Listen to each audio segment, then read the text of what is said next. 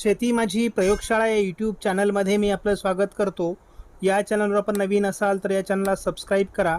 या चॅनलचे नवनवीन व्हिडिओ पाहण्यासाठी बेल आयकॉन नक्की दाबा। आपणास व्हिडिओ आवडल्यास लाईक आणि शेअर अवश्य करा। नमस्कार, मी डॉक्टर मच्छिंद्र बांगर, महाराष्ट्रातील आणि देशातील हवामान परिस्थिती संदर्भात ताजा अंदाज देणारे।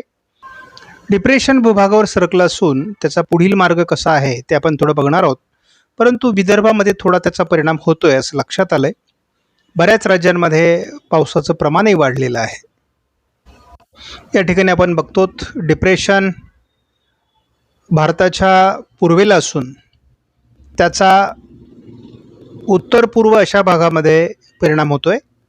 या ठिकाणी आपण डिप्रेशन पश्चिम बंगालमध्ये तयार होऊन ते आता झारखंडमध्ये आहे।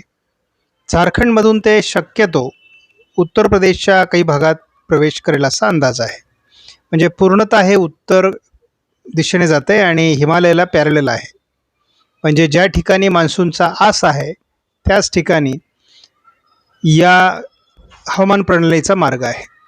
पुढच्या वर्षी 2027ला कोणत्याही परिस्थितीत दुष्काळ नाही, हे सर्व शेतकऱ्यांनी एकदा लक्षात ठेवा। मुद्दाम मी आपल्याला नोवा CPC ऑफिशियल NSO आउटलुकचा आजच्या व्हिडिओमध्ये देखील उल्लेख करतो। याचं कारण आहे, बरेच लोक आपल्याला घाबरवतात यावर्षी दुष्काळ आहे, पुढच्या वर्षी पण दुष्काळ आहे, परंतु एकूणच निनो इंडेक्स स्पष्टपणे दाखवतोय की त्याचा डिसेंबरपासून पुढे उतरता काळ सुरू होईल आणि अगदी एप्रिलपर्यंतच मोठ्या प्रमाणात त्याची घट झालेली असेल। त्यामुळे घाबरण्याचं कारण नाही।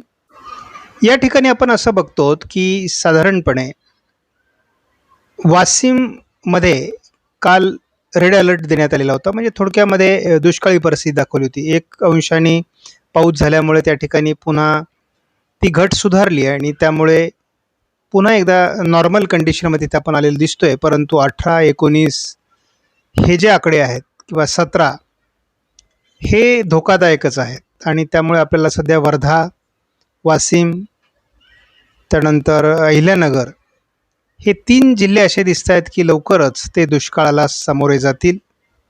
या ठिकाणची आकडेवारी बदलणार आहे। कोकण आणि गोव्यामध्ये 96% पावसाची नोंद आहे। गोव्यामध्ये दुष्काळी परिस्थिती असल्यामुळे जवळपास 34 ते 35% घट असल्यामुळे कोकणातील घट अधिक दिसते, हे मात्र आपण लक्षात ठेवा। मध्य महाराष्ट्रामध्ये 12%ची आता वाढ आहे आणि या ठिकाणी एकूण 88% पाऊस झालेला आहे। मराठवाड्याची परिस्थिती आणखी गंभीर झालेली आहे। 21%वर घट गेलेली असून या ठिकाणी 79% पावसाची नोंद होते आहे। विदर्भामध्ये 18%वर विदर्भ पोहोचलाय। त्यामुळे विदर्भामध्ये देखील 82%ची नोंद झालेली आहे।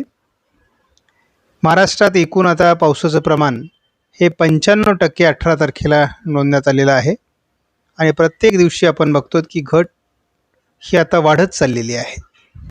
राज्याबरोबर देशाचाही अंदाज आपण बघत असतो, परंतु देशाच्या अंदाजात आपण फक्त एकूण आकडेवारी आणि महाराष्ट्राची परिस्थिती बघत असतो। तर विदर्भ मराठवाड्यामध्ये राज्यात एकूण दुष्काळी परिस्थितीचा अंदाज देण्यात आलाय आणि एकूण भारतामध्ये आता 13%ची नोंद आहे। म्हणजे 87% पावसाची नोंद सध्या भारतामध्ये झालेली आहे आजच्या तारखेला।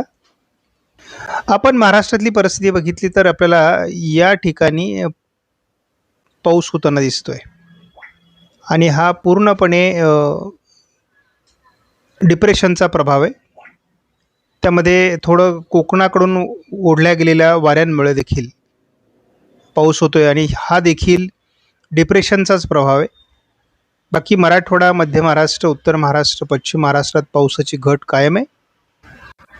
आपण या उपग्रही छायाचित्रामध्ये सुद्धा बघू शकता की पावसाचं जे काही केंद्र आहे ते सध्या कुठे आहे? विदर्भामध्ये आहे, छत्तीसगडमध्ये आहे, ओरिसामध्ये आहे, झारखंडमध्ये आहे, पश्चिम बंगालमधून ते आता काही प्रमाणात उत्तर प्रदेश, बिहारपर्यंत पोहोचलं आहे। त्यामुळे सध्या जो काही पॅटर्न आहे पावसाचा तो मान्सूनच्या आस म्हणजेच हिमालयाला पॅरलल असलेल्या ट्रफच्या दृष्टीने वातावरण अनुकूल आहे। आपण जर 2023चा मान्सून रिटर्न बघितला, तर या ठिकाणच्या तारखा महत्त्वाच्या आहेत. आपल्याला फक्त तारखा बघायच्या आहेत.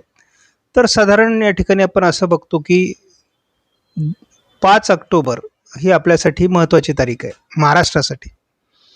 महाराष्ट्रामधून मान्सूनच्या परतीच्या प्रवासाला 5 ऑक्टोबरला निर्धारित तारखेनुसार सुरुवात होते आणि तो 10 ऑक्टोबरपर्यंत साधारणपणे महाराष्ट्रातून बाहेर पडतो.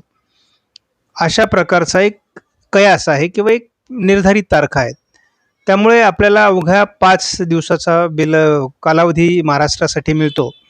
परंतु त्या काळामध्ये मान्सूनचा जो आस असतो किंवा ट्रप असते ती महाराष्ट्रात असते आणि त्यामुळे आपल्याला या कालावधीमध्ये ऑक्टोबरच्या चांगल्या प्रकारचा पाऊस होतो, काही स्थानिक पाऊस होतो, कमी दाब येतात. त्यापूर्वी देखील म्हणजे जसं आता मान्सूनचा परतीचा प्रवास एकदा सुरू झाला, की मग त्या दिशेने राजस्थान, गुजरातच्या बाजूने फारसे कमी दाब, डिप्रेशन जात नाहीत आणि त्यामुळे मग ते रोखले जातात. परंतु दरम्यानच्या काळात एकदा परतीचा प्रवास सुरू झाल्यानंतर महाराष्ट्रापर्यंत पाऊस येतो आणि मग महाराष्ट्रात चांगला पाऊस होतो आणि ती परंपरा आपल्याला याही वर्षी बघायला मिळेल. उद्या डिप्रेशनचा बऱ्यापैकी प्रभाव हा विदर्भ आणि मराठवाड्याच्या पूर्व भागात पडण्याची शक्यता आहे. त्यानंतर कोकणामध्येही थोडा प्रभाव आहे. ही सिस्टम थोडी उत्तरेला सरकत असल्यामुळे मग विदर्भातील प्रभाव थोडासा कमी होईल.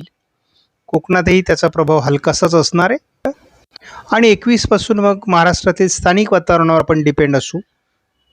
वादळी प्रभाव आपल्यावर फार असणार नाही.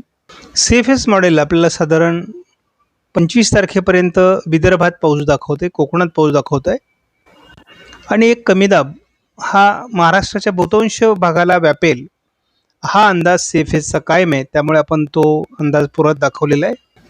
जेफेस मॉडेलने आपल्याला विदर्भामध्ये पावसाचा अंदाज दिलेला आहे आणि आपण जरा जेफेसचा 3 दिवस पुढचा अंदाज बघूयात.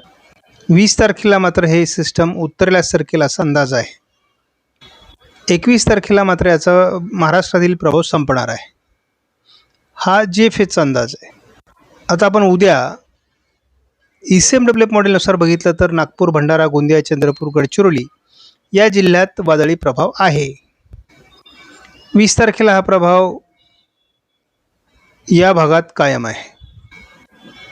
21 तारखेला देखील नागपूर, भंडारा, गोंदियामध्ये पावसाचा अंदाज कायम आहे.